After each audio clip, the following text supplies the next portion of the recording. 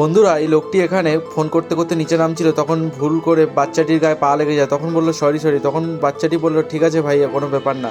তখন এখানে একটি লোক আসে এবং বাচ্চা ছেলেটিকে খাবার দিতে থাকে। তখন সে লোকটি বাচ্চা ছেলেটিকে খাবার না দিয়ে সে ফটো তুলছিল।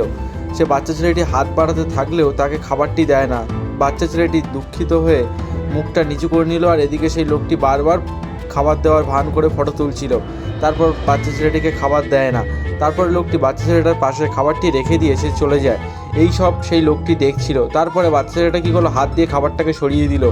তারপরে সেই লোকটি যে দেখছিল সে এসে করে দোকান থেকে খাবার কিনে সেই বাচ্চা ছেলেটাকে যেই দিল, সে খুব খুশি হলো।